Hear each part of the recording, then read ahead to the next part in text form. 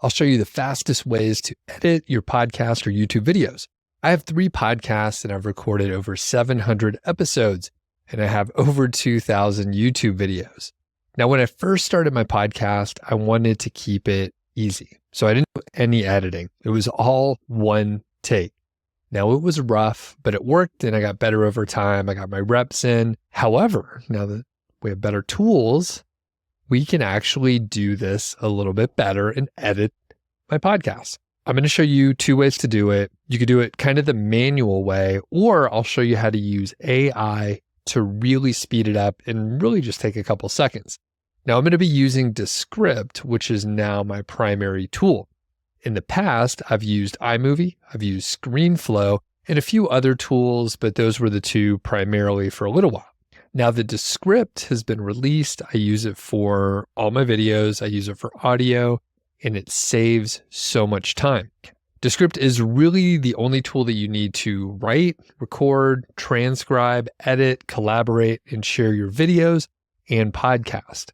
So I'm in Descript now. I am using the desktop version on a Mac, but my virtual assistants use Windows machines and it works just fine. You can use the desktop version on a Mac or Windows, and you can check some of the details over on the support of Descript if you are using a different type of machine. So we're going to do this the fast way first. I do some very long form interviews, and this is one of those. It's 1 hour and 49 minutes and 22 seconds. It was with Mr. Money Mustache, and we were talking about happiness. So here's what you do. Here's the fastest way to do it. So you go to Actions right here at the top of the script, Ask AI, and then you go to Edit for Clarity. So it's going to say, edit this down to remove any speech, disfluencies, repeated sections, and tangents that distract from the core ideas. And then you just click this little button or hit return. It will take a few seconds for the AI to process and go through the full script. Of course, if you have a long script that's close to 2 hours long, it'll take a second. It will output this information. So you could say copy edits to a new composition, which is the best practice here. That is what I like to do. So it will create a new composition, and it's sort of a sub-project of this current project. That way it doesn't impact anything else we're doing here.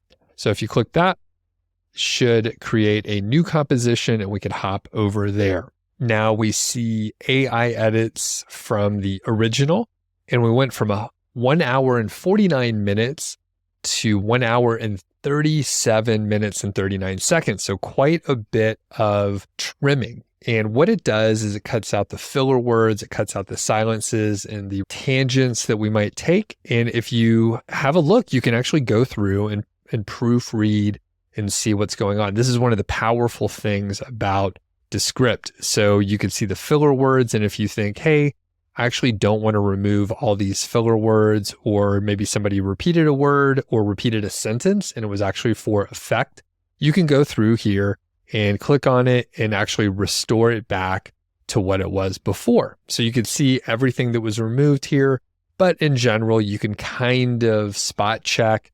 Once you are more confident, or maybe you understand how the interview went, then you could just kind of skip through or accept what the edits are. But again, in this case, we've cut out 12 minutes of the interview that potentially were silences, potentially they were filler words, or generally redundant. So huge amount of savings. From here, I could just publish directly to YouTube, just select YouTube, and I could put in a new title and the show notes and all that stuff. Before I show you the other way, if you want to check out Descript, I highly recommend it. They actually have a free tier, a free level that you could check out. It comes with 1 hour of transcription, which is enough for a lot of people to get started. I personally use the pro version, so I have more capability for removing filler words plus more transcription time. There's a lot of other features you get with the pro level, but you could check out to see what works for you. I'm an affiliate, so I get a commission if you buy something, but it's no additional cost to you. And now let's get to the slightly more manual way to do the edits. Here's the other way to do the edits. This is what I used to do before we had the AI edit for clarity. And it's still very fast because we're able to use Descript and use the transcript for editing. So first thing I would cut out silences, and then after that, I'll cut out some of the filler words, mostly and ah. Occasionally, if a guest would use a certain filler word, I would go to that one. Some people say like all the time, and I will cut out a lot of those. So I don't cut out all the filler words, and I kind of manually do it. So I'll show you how I do that exactly. We're looking at this same one, and basically you can just go straight to actions again. So click actions. You can go to shorten word gaps. So that is silences. So it'll look by default for 3 seconds or more of silence, and it'll shorten it to whatever you want. So I have 0.75 seconds. It doesn't remove it completely, and you could adjust this to whatever you want. So we'll pop over to the first one here, and it looks like we have a little bit of a silence. So it's about 3.4 seconds, and we could just shorten it to 0.75 seconds. Silences aren't terrible, right?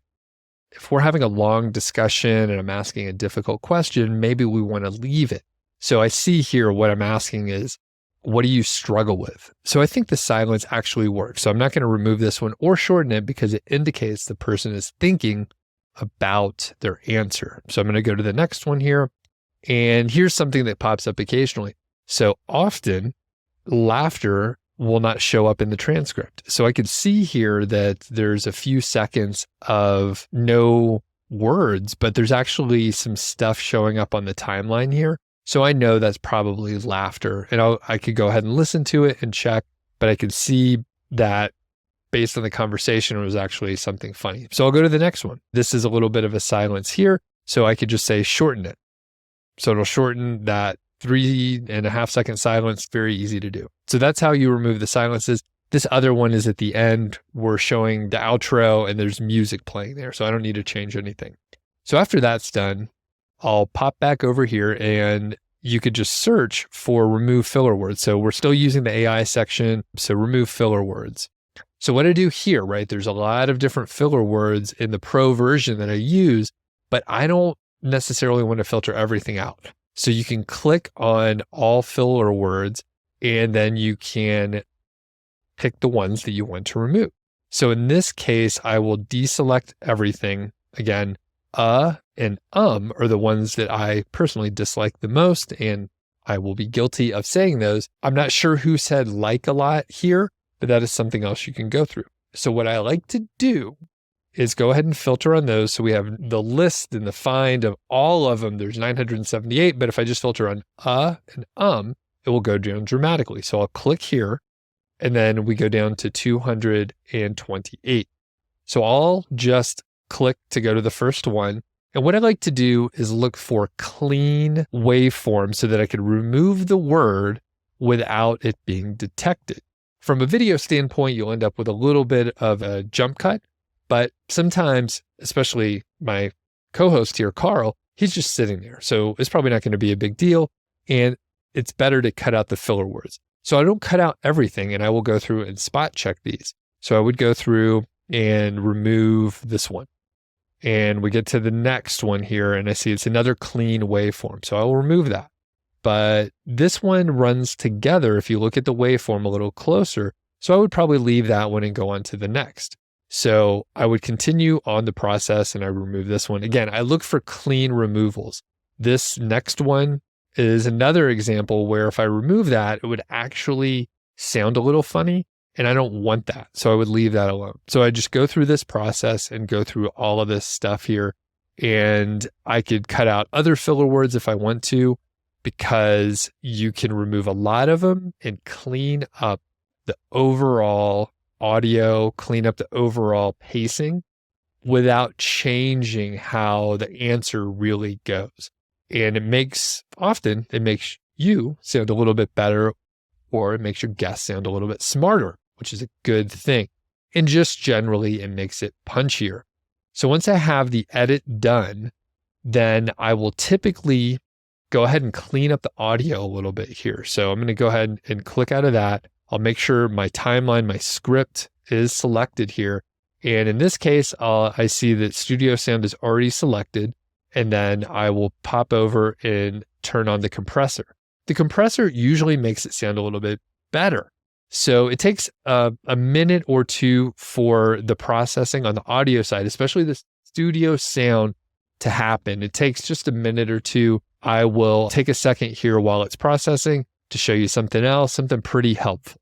I want to show you my podcast preparation cheat sheet. I sent it to my guests to get their biographies for a good intro, links to their website, their socials, and topics they'd like to suggest if they have any great questions that elicit wonderful answers. Plus, if I'm a guest on a show, I'll actually send a cheat sheet with my information. And if you want to use it, I give this away for free. So you can find the link in the description to get your own copy right now. And you can see it just makes things a little bit easier. It sets the expectations for your guest. If you are a guest on a show, it makes you look like a serious pro because you've done a lot of homework for the host. Studio sound is done. The compression is done. I'll give a quick listen. I double check to make sure everything is how I want it to be. And from here, you can click publish. You could publish directly to YouTube if you want to. This is typically what I do. I use Descript to turn my transcript into show notes, and it comes up with a chapter timestamps as well, which is great for YouTube. And you can let me know in the comments if you want me to create a video on that. But basically, if you go to YouTube, you just do this. If you need to export somewhere else, you could do that as well. You could export to audio, you could do video. You could publish to many different places, including other video platforms. Thanks a lot, and I encourage you to check out Descript. If you haven't used it before, definitely check out the free version. Again, link in the description. And if you have any questions, please let me know.